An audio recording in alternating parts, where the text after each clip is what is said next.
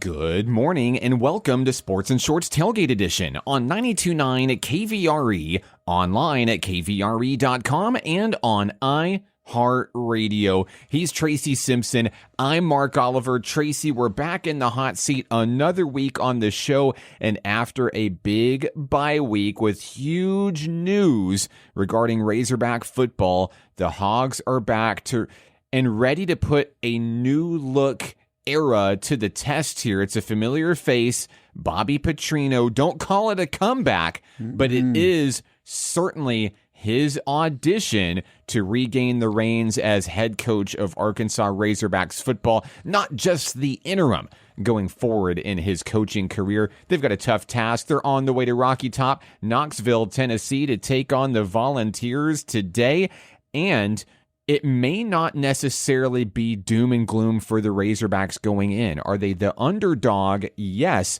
but history in this matchup starts to favor Arkansas, and one of the best things that you can be when you're the Arkansas Razorbacks right now is to be that unknown. Flip the coin and look at it from Tennessee's side this week. They have no idea what to expect when the Hogs walk into the stadium later today.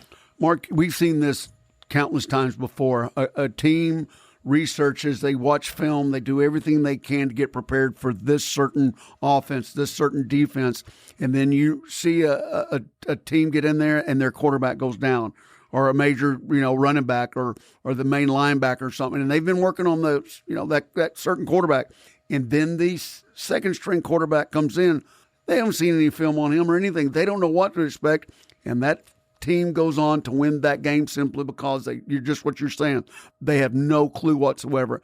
And I've got news for you. This week, a lot of folks, they've had some closed practices. Now, that's something that that's nothing new to Petrino. This is something he's done before, especially when he prepped for the Cotton Bowl years back. I don't know if a lot of you folks out there remember a certain Tennessee team, but, this is something that's nothing new to Petrino's act.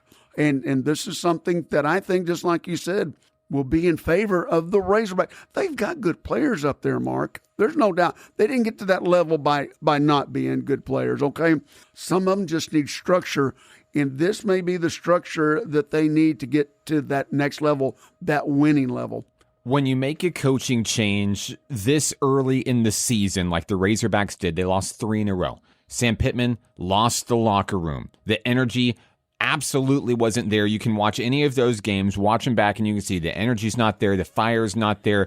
They went into their own home stadium against Notre Dame expecting to lose, and they did, and they lost in a big way as well. But when you make a big coaching change, one of two things can happen. One, it could reignite a fire under the team. Hey, okay, here's a new look. Let's try again. And this could be an opportunity for new faces, new personnel in new places, and just an opportunity for guys that didn't have the chance in Pittman's system to step up and do things in Petrino's system here. Another thing that could happen as well is the team still never finds its identity out on the field. And of course, I know at the beginning of the season, I talked about success for this team and what success would look like for this team. I wanted an 8-win season. As of right now, that requires the Hogs to win 7 out of their last 8. Not a realistic goal right now. But there are some realistic goals for the Razorbacks going forth for this season, because at this point, they've slapped a Band-Aid on, no matter how you feel about Bobby Petrino, assuming that he is the front runner to take over the head coach reins for next season. No matter how you feel about him, or his on the field, or his off the field, he is the guy going forward. This is his audition these next 7 games of the regular season going forth. He's going to try to get this team bowl eligible. He's going to try to take down some tough SEC opponents out here. So when we look at success, we have to now temper our expectations of what we hope this program to be, at least for the remainder of the 2025 campaign. So I've come up with about 4 different areas that I believe, even in losing efforts down the stretch, because let's face it, they're not winning 6 out of the next 7. It's not going to happen. But here's 4 areas that I think that we can all agree on that if the Razorbacks can show promise in achieving these, then we'll be in the right direction to make this a somewhat successful season down the stretch. First things first, taking care of the football, turnovers, and execution. If the Hogs are going to make any kind of headway, they have to protect the football. They have to avoid that self-inflicted damage. It's not just turnovers, Tracy, but it's turnovers at really bad times in games. Turnovers whenever they've got the momentum, and then, oops, shot yourself in the foot. And it's not just this season. You can use this same argument for previous seasons as well. Tennessee, for example, is really, really good at capitalizing on opponents' mistakes there. So the Razorbacks have to cut out fumbling the ball, pick sixes, those late game turnovers. Even if they don't dominate on the field, just a clean game in terms of the turnover battle will be a huge step forward for this program. Mark, and you and I have spoke about this several, not just this time particularly, but about this team, but for years now. There's two things that it's hard to overcome, and just like you said, penalties, and turnovers. If you can just have a clean game, lackluster teams, below averages can win ball games. But you have both of those combinations, and I got news for you. Last time I checked, 2 negatives make a positive, but not right here. Okay, this isn't a math problem. And what we also have is these lackluster performances. You're right. It can, in the locker room, it can be contagious, and it can be a mental state to where they go in just going, "Oh, woe is me" already, and that right there. You've seen, and you've been around this long enough, you've seen not only in football, but in baseball and all sports, all major sports, where they've got psychologists in there. They've got people to help with them mentally, because not just the challenges on the playing surface, but also in the real world, these guys go through a lot. And so you see this help with them. And this is what they've got to get on the move right now, is being positive. Because not only the defense, which we know is just getting every game just getting bombarded, but also you're starting to see the performances on a team in the first 3 games that was just, 400 and 500 yards a game. Taylor Green throwing, the last 2 games he's thrown more interceptions and touchdown passes. That's not like him. You're talking all of a sudden from Heisman to heel, and that can't happen. But here's the deal. Later this afternoon, we're going to find out. And once again, I'm going to go back to this. Petrino has almost hidden what his game plan is. I'm just telling you. He's really, now he hasn't been hiding from the media by no means, but he's not telling, should I say, the whole truth? And why would you? No, you don't want to let the cat out of the bag. He has so many aces up the sleeve right now. I that is his biggest weapon, is the team is masked in mystery this past couple of weeks or so. Another big expectation for me, another big focus is the run game. Of course, we talked about it all season long, physicality. And even more so, you go back to the Notre Dame game and the way that the Fighting Irish were able just to score at will. I get it. Your running game is not as good as that you hope that it would be.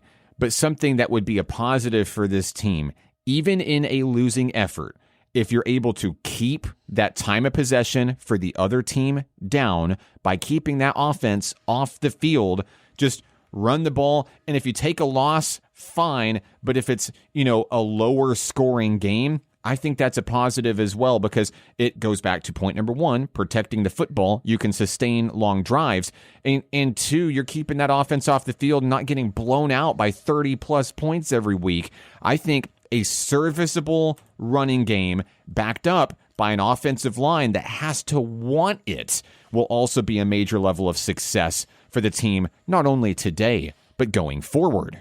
Well, you and I spoke about this. Once again, I know I keep reverbing backwards and going, back in time, but the running back, which I had my doubts about coming, from New Mexico State and whatever, he proved me wrong, of course, on several occasions.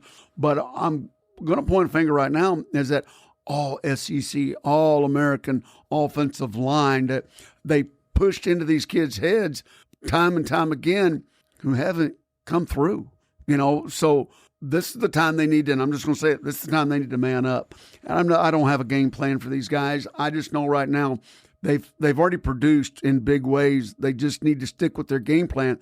They just need to execute better. The game plan's been there the whole time. He's always been an offensive genius. Execution is the key right now, Mark, and they've got to come through, whether it's keeping the ball more than 3 and outs or whatever the case is, defense. And, of course, here's another one I'm going to go back on. The new defensive coordinators that are coming in, they were the assistants. Now, you're going to see probably some of the same guys, but you're going to see new ideas. Now, can they implement that in 2 weeks, which this has been helpful too? Now, Tennessee has also been on a bye. Yes, that's right. So they've got a little bit more time for preparation also. I'm not going to come up with the game plan. I'm not the quarterback or the coach of this team, but I do know this. It doesn't matter whether it's Arkansas versus Tennessee or whoever. Execution is the key, and those 2 principles that we talked about, penalties and turnovers. That's a must right now. They commit to just simple communication between the 2 of them, and this game may be close. You mentioned manning up on defense. That's exactly what the Hogs are going to have to do against Tennessee in this one, specifically with the pass coverage. They've got to protect the sidelines. They have to, prevent those the fewer explosive plays, make those stops on third downs, contain the edge, contain those sidelines, whether it's pass rush, pass breakups, any breakthroughs there counts as success for me. And then the last point that I have is winning the fourth quarter. Mm-hmm. Doesn't necessarily mean winning the ball game, but even in a losing effort, winning the fourth quarter. I say this probably every single week on high school football broadcast or NPC broadcast, anything that I broadcast. It is so difficult as a student athlete to turn the scoreboard off in your head. But sometimes that's the exact thing that you need to do, and treat every quarter, treat every half, every period like a 0-0. Competing through the fourth quarter, pretend that's a 0-0 ball game, and win that battle. Finish strong, even if you don't start strong. I think all 4 of those in combination will not only allow for a better success for the rest of the season, whatever that may be, however many more wins are left in the tank here. But, I talk about that this is I speak like this is already a lost game for the Razorbacks, but it's not. We all remember what happened last year in Fayetteville, upsetting a very, very good Tennessee team. And like you said, Coach Petrino has some tricks up his sleeve. I know that it was reported this week that the team practiced in the NWA with blaring music, very loud environment. Rocky Top is not going to shake the boots of these Razorbacks today. Now, what happens on the field happens on the field, but they are prepared for the situation. They're prepared for the environment, and that's step one in competing in today's game. Yeah, well, obviously, you go to Knoxville, I'm telling you right now, buddy, you see that checkerboard in the end zone and all the other 100,000+.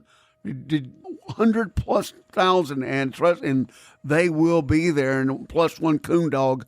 It's going to be not only a vicious environment, but once again, we just hope the best for them, Mark. There's a lot of other great games going on, but this one right here has been circled for 2 weeks now, and not only is the state of Arkansas going to be watching, but the whole United States, as far as everybody wants to see what Arkansas is going to do. Yeah, and we're going to bring this up a little bit later on, because don't get me wrong, if he doesn't perform, the search is still going on the underman. And we're not going to bring that up right now, but down the road, and we may have some information on that already. So there's a lot of pressure on Bobby Petrino, to say the least. There's a lot of pressure, but he knows that. He understands that. And I think if anybody can handle that level of pressure, I think it's the young man who has now been named interim head coach for the Arkansas Razorbacks. I like that one. 64 years old young man. That's right. You're that one. You're young until you're not. That's what I'm going with. I've got almost full gray hair before I'm 40, Tracy. Thanks for that, by the way. You're welcome. I know you're at least 50% responsible for that. We've got a great show today, Sports and Shorts Tailgate Edition. When we come back, we're going to break down the latest and greatest in the MLB. The postseason has delivered clutch moments, and we'll break them down next, right here on 92.9 KVRE. Second quarter coming up.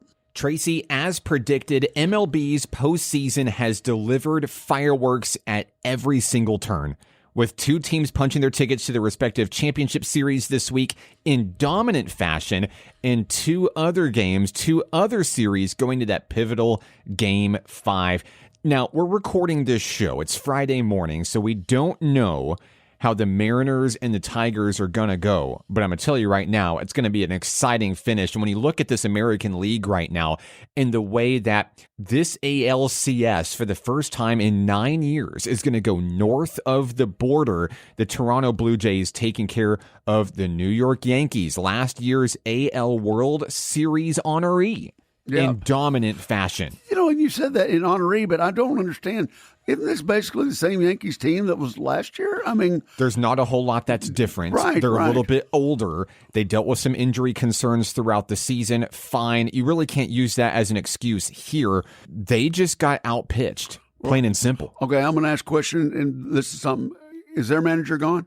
No. I don't think so. Boone's staying. No, I don't think so. But, you know, unfortunately, and I kind of credit this mentality to the New York Yankees, the championship or bust mentality that we see across pretty much all professional sports these days. Mm-hmm. But to me, the New York Yankees are the ones that really made that into reality for the rest of professional sports.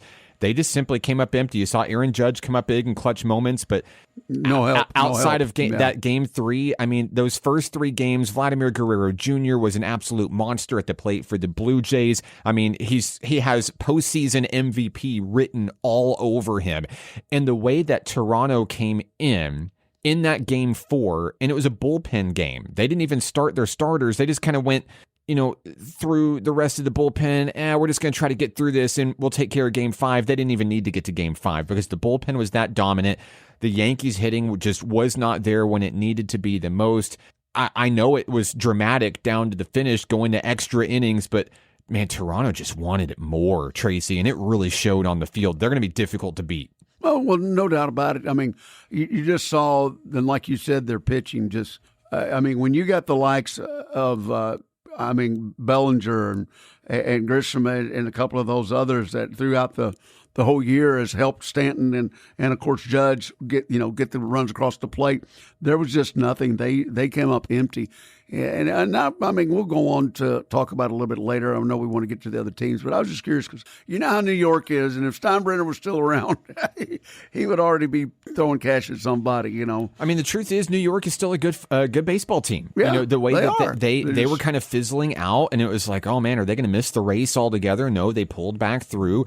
They eliminated their friends down in Boston, which is always a moral victory for the team.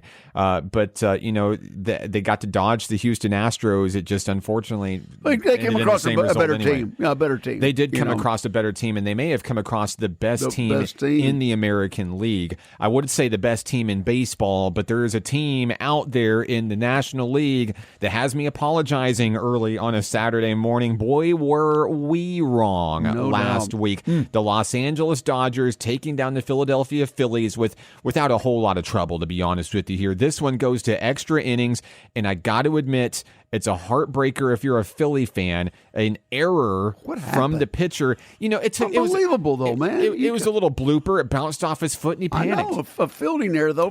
For me to sit here and say that I wouldn't have done the same thing in the moment, that's Monday morning quarterbacking, this situation here. Yes, the play was at first. Yes, he should have made the throw to first. And yes, the game would have continued through extras. And who knows, the Dodgers probably still would have came out victorious in the end. It was a bases loaded situation in extra innings. The pressure was on for a reliever really, really deep into the bullpen for the Phillies. It just didn't go their way.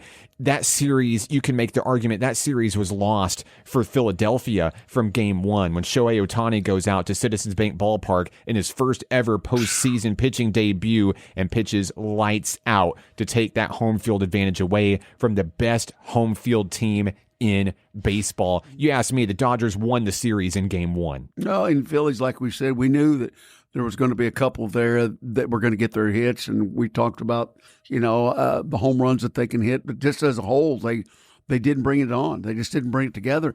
And then also, or I was wrong, no doubt, we had question marks all around the relief. What was was there anybody going to? Well, that just pushed us over because, man, they came in with a couple of guys that I guess they'd been keeping them hidden. I don't know. No, what happened here was that, in these first couple of games of the series, Philadelphia went all in with its pitchers because they knew that those were must-win games, came up empty, by the way, in games 1 and 2. You roll the dice, came up empty. You don't have a whole lot of health inside of your pitching core ready to go for a game 4 there. Yeah. Okay. Well, I know they used the other day. What they used 8 or 9. They went very, very deep. Yeah. Right. And so when you get that, you're limited on your resources.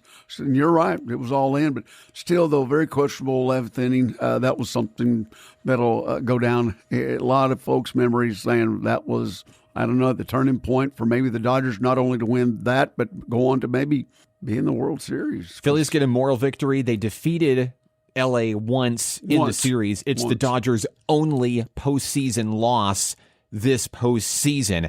The defending champs looking to be the first to go back-to-back, Tracy, in 25 years. That's amazing. We're not talking about this since the turn of the century. Right. Wow. That you made it like that. Well, we talked about that a couple of weeks ago, though, Mark, when you said something of the nature, though, that we've had how many different World Series champions in the last 10, 11 years or 12 years. It's been incredible. It's been great for the game. Yeah, for the great game. for the game. And now the Dodgers, of course, sit pretty in the NLCS, and they await the winner of Chicago and Milwaukee. Game 5 today. Are you kidding me? The way the Cubs lost the first 2, Tracy, I said, well, they made it to NLDS. I guess that's fine. And the way that Chicago roared back to take games 3 and 4, Milwaukee is the better team. In fact, they came into the postseason as the best team in baseball, best record in baseball. Mm-hmm. But sometimes, and how many times do we say this? Sometimes it's the team with the hot hand. I don't think anybody's hotter than the Chicago Cubs right now. I'm going with the Wrigley Field Heroes today. Mark it down. Okay. Cubs get the opportunity to go get shellacked by the Dodgers next week. Cubs win. Cubs win. Okay, that wasn't a very good impression. But anyway, you get the drift. Yeah, but anyway, we'll see what happens. And like you said, I think that Toronto's a pretty good team too, though, man. No doubt about it. So we're going to find out here pretty soon. We got lots going on, man. And like you said, who's hot right now? And Cubbies are, and you know how many Cubby fans we have around here. Goodness gracious. I don't know. This feels like Cardinal country. And every time my big Cubs mug at work, I know there's one other Cubs fan at NPC, and it's the rest of its Cardinals fans, and they give me so much trouble. How are your White Sox doing? Yeah. Don't talk to me anymore. We're done. We're not friends anymore. I hear this weekly from my brother-in-law because, their dog's name's Wrigley. Oh, yeah. So there you go. Yeah. There you go. Enough, as it is right now. So, well, let's take things over to the NFL. We'll take a quick break. By the way, my new World Series prediction, it might change. Wait a minute. What? All I'm saying is Toronto-Chicago would be chef's kiss, the best possible scenario for me. Oh, okay. I'm with you. We're going to talk the NFL when we come back. Don't go anywhere. Sports and Shorts Tailgate Edition continues next on 92.9 KVRE. Toronto and Cubbies, huh? Yeah, let's do it. Let's do it. Okay, I'm with you. I'm with you on that one. All right, third quarter coming up. And we're back, Sports and Shorts Tailgate Edition, 92.9 KVRE, and online at kvre.com. Tracy, Week 5 of the NFL has come and gone, and it wasn't an NFL breakdown. It was an NFL shakedown. Week 5 delivered some major upsets, some breakout performances, and now there are 0 undefeated teams left in the National Football League. Your Denver Broncos took down Philadelphia. Hey, we said that could be a strong possibility. It was. And New England shocks the undefeated Buffalo Bills in front of the whole nation. Trevor Lawrence flexed on Kansas City on Monday Night Football with the most absurd touchdown play of all time. And C.J. Stroud potentially buried Baltimore's playoff hopes. What was your biggest takeaway from Week 5 of the NFL? Mark, I'll be honest with you, when you said the touchdown, of course, everybody's seen it a million times, but I thought the 99-yard return was the pick six was better than the stumble and the rumble and the bumble and whatever. Have they termed that one yet? I don't know, but All I know is I look like an absolute freaking genius for being so high on Jacksonville this year. To be fair, I was also high on the Raiders, and I was wrong there. But let's talk about Jacksonville. unbelievable. Trevor Lawrence and the Jaguars. When you look at who's hot right now in the NFL, just look at winning streaks right now. Detroit Lions, who lost game 1 of the season and have been on an absolute tear since then, as expected, but as no one expected outside of maybe me, the Jacksonville Jaguars are there in the mix. The AFC South, the Jaguars and the Colts are neck and neck. No one saw this coming at all, but I'm here for it. I'm here for it. Now, I got a lot of questions that came my way this week from that Monday Night Football game, Jaguars and Chiefs. So we all seen the video. Trevor Lawrence tripped up, falling down on the play. Now his knees touched the ground. I have a lot of angry Chiefs fans that say that he should have been down, should not have been able to get up and run that touchdown in. No. Tell me why they're wrong. Well, because nobody touched him while he was down. And in the college ranks, as soon as your knee goes down or your elbow these days, you're down. But in pros, you have to be touched physically by the opposing team. So the argument that was given in that exact same situation, what about the victory formation? The quarterback's not touched when they take a knee to end the football game. So if Trevor Lawrence's knee was down, shouldn't he have been down? That's just been a given, though, for years. That's been a given for years. It's salty Chiefs fans, and I understand why, because the Chiefs are all of a sudden looking up a couple ways from their standing in their division right now, and they see the Chargers there, which have kind of come back to earth a little bit, but they see your Denver Broncos, okay? You can go ahead and give me the Powerball numbers as well. We can leave this life of crime, Just telling you, and we can live life happy with our wives. Our wives would be super great and happy, and build them another house. that's right, and that, they can come see us every other weekend. Well, yeah, okay. Good luck on that one. I just don't. Here's the deal, though, Mark, and I like there's a lot of passionate fans for the Kansas City Chiefs. There's no doubt. Especially the ones that have been through thick and thin. If you want to go all the way back to Jan Stenerud, you probably don't even know if you remember. But anyway, there was a certain time when the Chiefs were on top of the world. Oh, yes. And then they had a blight come through, so to speak. And it's been a while. But here's the kicker. I like that instance that they got to show that just kneeing at the end of the game. But that's a given. But you're right. I mean, but I'm going to go back a little bit on, hey, look, I've been talking about TL since I went and watched him at Clemson, years back, okay, and great performances. But I'm just not so sure, and I'm not being negative Nanny here. You don't think they can sustain this? The guy's, man, he's thrown only one more touchdown than he has interceptions. And his confidence is really boosted since he's on a win and roll. And just like we talked about earlier with the Razorbacks, look, mentally, they're feeling good right now. They haven't been 4-1 ever. Okay, so they're feeling really good. But I'm going to agree with you to a certain instance. But I'm going to tell you who's really good is their defense. The defense is absolutely I'm just telling you right charge. now. And you know as well as I do, defense wins games. Back to the Saxonville Jaguars whenever they made it to the AFC title game a few years ago. It's been more than a few years at this point.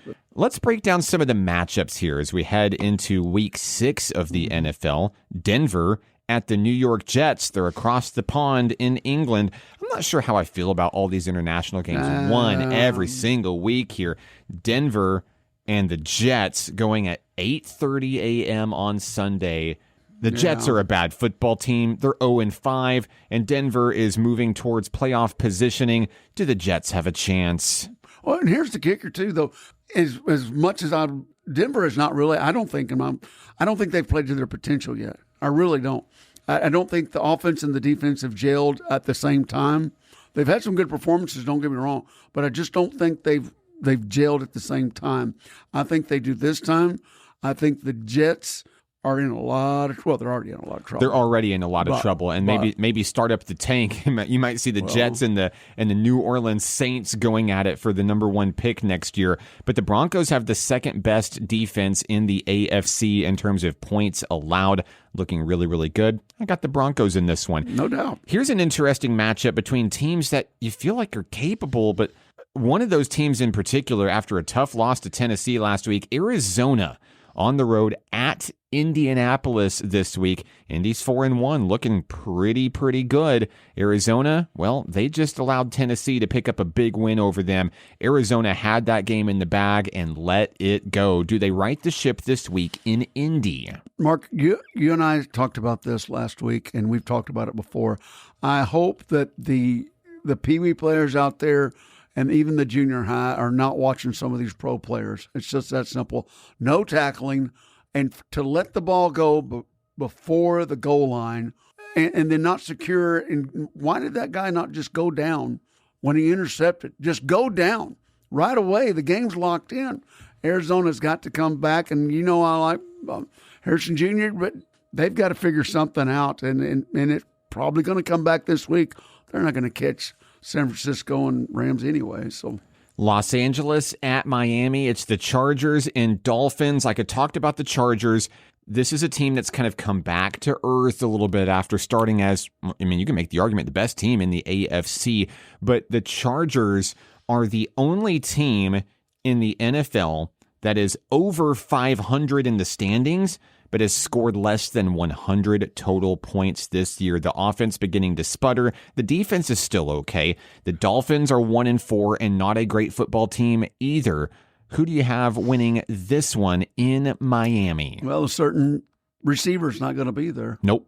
And we've already got lackluster performance by what used to. He's a real good quarterback. I don't understand. Tua's just. I don't really understand that. I don't know if it has to do with his 4 or 5, how many concussions? A dozen? Anyway. Dolphins were in it all the way till the end. A big sack kind of spoiled their comeback attempt last week. A tough loss for the Dolphins there. I like your Chargers, man. Yeah, the Chargers look really good in this one. I like Miami at home just because I need to see Justin Herbert, my guy, my Oregon Duck, Justin Herbert, step it up here on offense and step in and be that leader, because I think if they don't, I think Miami can trip them up at home here. I'm looking at Miami with an upset win at home.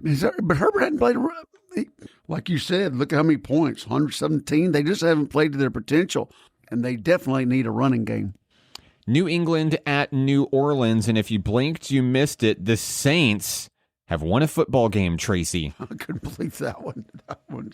Do they win another one? Now, New England riding pretty high after knocking off the Buffalo Bills. I think everyone is sleeping on the Patriots right now. They are not necessarily a flashy team. You could make the argument that they don't even have any all-star Pro Bowler on their roster, but they find a way to win football games right now. And yes, they're second in the division, just one game back from Buffalo, but getting that win over Buffalo is going to be huge for a potential tiebreaker situation if the train keeps rolling forward. New England at New Orleans. It's the Patriots' game to lose here.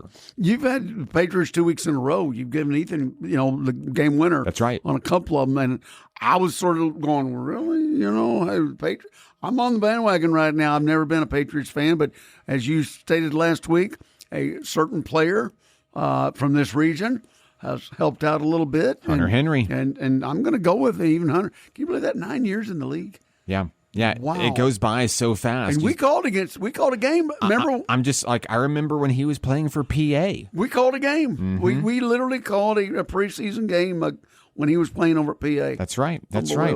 Going down the list a little bit here, let's look at some other possible marquee matchups here. Hey, your Dallas Cowboys are at the Carolina Panthers. Ooh. Dallas in a bounce-back opportunity here. They need to, avenge that tie from the Green Bay Packers. They could go over 500 with the win here. Do they get it done? Well, a resurging Cowboys, so to speak. Dak hasn't played terribly. No. He just doesn't really have a whole lot of great options to throw to. Agree, disagree? Well, Pickens has really come full circle, I'll be honest with you. He has not acted up off the field yet. Still got several weeks to go, but give him time. But as it is right now, I think he's found his new receiver with the revitalization of the Cowboys.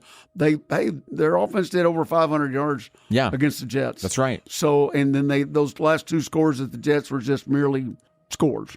It wasn't that close of a game the whole time. I'm seeing until they play somebody in their own division, I'm seeing them with W's. It's just something about their division that always gets them. Here's a game that I think a lot of eyes will be on. Two great defenses going head-to-head. We talked about Jacksonville already. They play host to the Seattle Seahawks in that 12 o'clock game on Sunday. This one's a really big one for two teams vying to be the top of their respective division. Seattle, Jacksonville. Who you got? Well, just like we talked about and thought that the 13th man and because I was looking at the other day and I know what it says on the outside of there, the 12 mans, but sometimes the referees sort of help them up there because they can't hear what's going on either. So there's 13 of them. I make light of that. But they've got to travel, and you made this, I believe it was last week, they got to go all the way from, probably the furthest to the That's furthest, right. We're talking about northwest corner to the southeast corner of the United States. Yeah. That's a travel right there. And I know it's and it really wasn't much last week because Tampa Bay and Seattle had to do the same thing. Right. Yeah. So and with the new jets they got and private Who jets, picks these stuff, schedules? The AAA from Arkansas. All right, Seattle, Jacksonville. Jacksonville gets another one. I think Travis Hunter is going to have a breakout game here. He's been very, very quiet offensively, not bad on defense. He caught two good ones. He still does not defense. have a touchdown yet this season. I'm calling it now. Travis Hunter gets his first of the season in this one. He doesn't have an interception either. Well, okay. That's true. That's He true. doesn't have either one. Yeah, they're kind of almost like But he's a rookie. keeping him in bubble wrap. Is he really a rookie? Golly, the guy's unbelievable. Other big ones here, San Fran at Tampa Bay. Thoughts? That one's going to be a tough game right now. And that's still, who would have thought with Two division leaders, they're both 4-1. And six starters for San Francisco still out. Yeah, and they don't care. No. Do we need Purdy? Apparently not. Mac Jones. Mac Jones. What? Hey, sometimes you just have to have a change of scenery. We saw it with Derrick Henry. We saw it with Daniel Jones. We're seeing it with Jimmy Garoppolo whenever he left New England. I don't know. I sometimes you just need a change of scenery. He just can't take a beating like he did the other night, though. True. That was, and is he going to come back? He's got to have some. He got hit so many. He looked like Joe Frazier after a Muhammad Ali fight. It was unbelievable. They've got to protect him a little bit better. Otherwise, they'll put him out early because Tampa Bay's got a good defense. I know they rely on the whiz kid as the quarterback, but I'm just telling you right now, I've got San Francisco still on top. I'm going to go Tampa Bay here. These guys are really, really strong at home. I think that they're going to get it done in a very close one. I like the swimming pool. That's right. All right, Sunday Night Football, Detroit at Kansas City. You can make the argument that no one is hotter than the Lions right now. Kansas City reeling after that loss to Jacksonville. They need a win to stay on the playoff hunt. I know we're only like a quarter of the way through the season. Schedule doesn't get easier from here. Does Kansas City have a chance at home at Arrowhead to stop the blue hot Lions? Exactly. I talked to a buddy of mine here locally that's driving up to go watch that game, matter of fact, and he's like, it's unbelievable. And he's one of those diehard Chief fans, and he's like, something's got to change, or Detroit's going to come in town and just wipe us out. Yes. Well, guess what? They're not going to change it in 5 days. Detroit comes in, and I think you better start hitting, like, I'll quote you, the panic button for Kansas City. I think so, too. I think it's Detroit's to lose for sure. Monday Night Football's got a doubleheader for you. Which matchup do you like more, Buffalo at Atlanta or Chicago at Washington? Well, I wish it was Buffalo at Washington and Chicago at Atlanta. Then we could only have to watch one game. But as it is right now, I like the matchup with the Bears and Commanders. I really do. You know, this is a pretty messy matchup here because everybody remembers this one from last year. This is the game where it all fell apart for Chicago. They were 500 then. They're 500 now. So to avoid deja vu, they have to go to the nation's capital, take care of business. Bears have won 2 in a row coming off the bye week here, starting to put it together. Washington expected to get Jaden Daniels back at QB. This one should be a fun one for the finale this week. He did well the other day, but I'm just telling you right now, the Commanders got a good team. They do. I really like their coach. Their receiving core is about as brittle and bare as it can be right now. And with the QB and the receivers all injured the way they are, you would think, yeah, there's no way, but they've still found a way to be 3-2 right now. Still found a way to win last week, despite almost having no offense at all. Well, and that's the key right there is the players that they've got. they've got a winning tradition because they brought in a lot of those veterans together. And the quarterback's not a rookie no more. That's right. He's proven. So along with those veterans that they've got that have come from winning teams, this guy, he put together, and whoever's in the office up top has put together a pretty good. And I got to tip my hat to the Commanders. Now, I don't really say that much. I bet that hurts to say that. Is my tongue bleeding? Golly. But because I wanted the coach there. I wanted him really to stay at Dallas. Right. And why we only got enough time. It's 17 minutes. Let's go, Mark. All right. Well, when we come back, it'll be our local roundup. Don't go anywhere. Sports and Shorts Tailgate Edition continues in a moment on 92.9 KVRE. Fourth quarter coming up. It's the fourth quarter of Sports and Shorts Tailgate Edition, and it's time for our local roundup. Tracy, a big congratulations in store this week for Fountain Lake High School. Fountain Lake Cobras boys tennis winning the 7-4A conference championship. And hey, Coach Todd Willis named Coach of the Year at the district tennis tournament. The guys will be competing Monday in Clarksville at the state tournament. And rather than us tell you all about it, we're going to have Coach Willis tell us all about it. Coach Willis joins us on the show today. Coach, congratulations to not only your team, but yourself. Fountain Lake boys tennis in great position heading into the state tournament. Yes, sir. Thank you.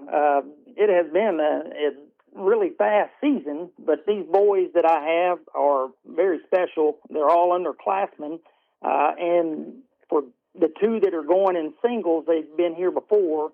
Nolan, this will be his third trip to the state tournament, and Ethan Shaffett is his second trip. They competed in the district tournament this past week on Monday, and they met again in the finals as they did the year before. Year before, Ethan took him down 6-2, 6-1, and this year Nolan got his revenge back and took Ethan down. Those two battle all year long in practices against each other, which prepares them for this tournament that we play in. Now, Coach, we all know you don't just walk in and win the conference tournament without putting in the hard work to get there. But was there a specific moment this season when you felt like this team was on track to do something special? When they started showing up in May of last year, at the end of school year, they started coming twice a week for practices.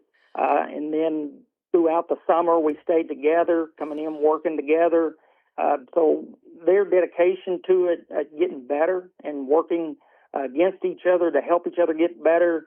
I knew coming in that we were going to have a chance just because those two boys play really hard and literally the best two we have in our conference. That they take it serious and they're going to compete every time they come out. So when they come in through the summer, I mean, it just gave me confidence that I knew we could win our conference again. Coach, and this is one of those situations where this conference is not one of those, lighthearted ones where the competition is not that elevated. Everybody so far in this conference has come close to winning state at one time or another.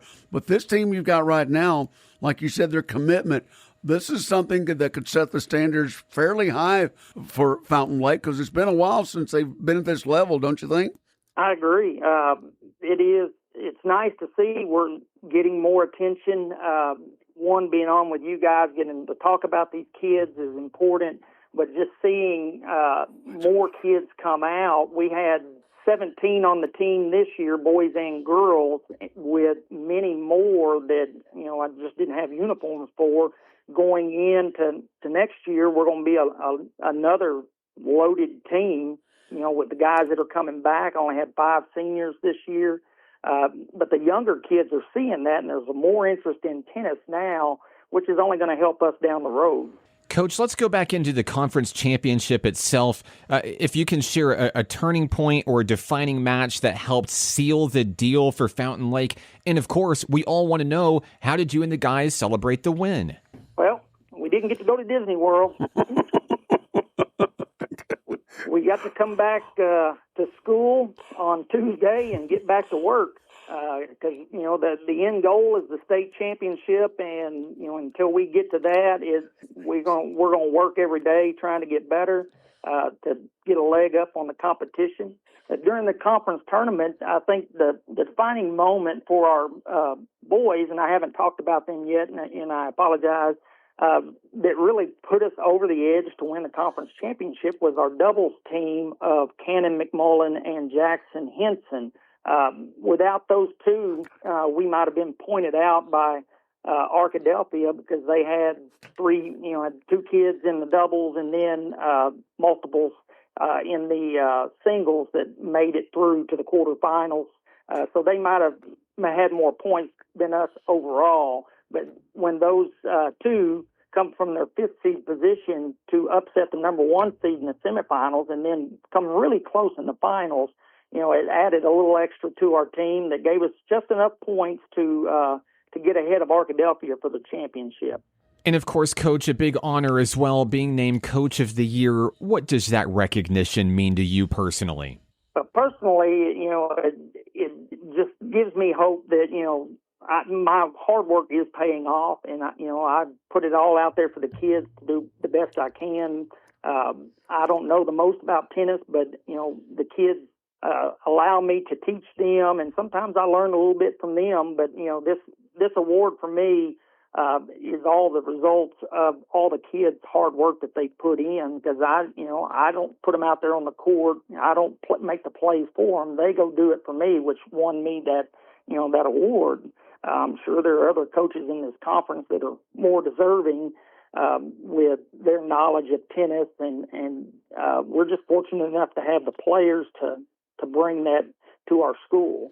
So as much as it is given to me, the kids earned it for me. Coach, I've been around you for 1 or 2 years. We're not going to go how many. We'll run out of fingers and toes. But I just know whatever sport that you've been involved in, it's always about the kids, and you give it 110% effort, and also you always give credit to the kids. There's no doubt about that. So congratulations, man. I can't think of somebody that didn't deserve it and earn it than you. I want to go back to the tournament a little bit. How about the draw that's coming up on Monday? How does that work, and exactly knowing who you're going to be up against? Tennis is a little different in how they rank, as in football conferences or even basketball conferences. You got your first four, and then they match up, in a true seeded bracket.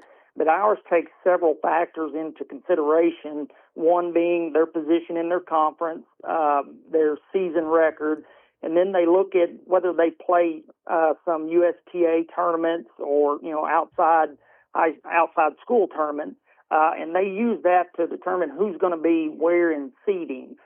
So right now, I will know at noon today what the brackets will look like for Monday. I'm pretty sure Nolan Kallmeyer will have a pretty high seed.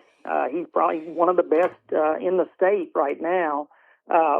So he's going to be up there. Ethan will probably be a mid, maybe 4 or 5 seed. And then my doubles team will probably be a little lower seed just because it's their first time down. Again, those two singles, Nolan and Ethan, are both underclassmen. This is Nolan's third trip. He went as a 9th grader to the state tournament, and this is Ethan's second trip.